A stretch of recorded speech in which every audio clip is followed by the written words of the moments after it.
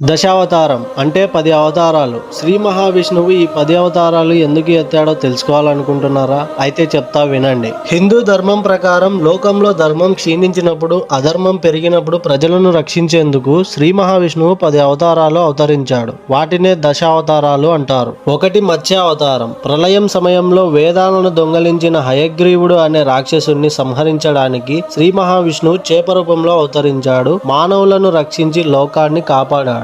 2 కూర్మావతారం. దేవతలు అసురులు అమృతం కోసం సముద్ర మదనం చేసినప్పుడు మందర పర్వతం మునిగిపోకుండా శ్రీ మహావిష్ణువు తాబేలు రూపంలో అవతరించాడు. 3 వరాహ అవతారం. హిరణ్యాక్షుడు భూమిని సముద్రంలో దాచినప్పుడు శ్రీ మహావిష్ణువు వరాహ రూపంలో అవతరించాడు. రాక్షసుని సంహరించి భూమిని రక్షించాడు. 4 నరసింహ అవతారం. హిరణ్యకశిపుడు పొందిన వరాల వల్ల ఎవరూ చంపలేని స్థితిలో ఉన్నాడు. ప్రహ్లాదుని రక్షించేందుకు శ్రీ మహావిష్ణువు నరసింహ రూపంలో స్తంభం నుంచి వెలిసాడు.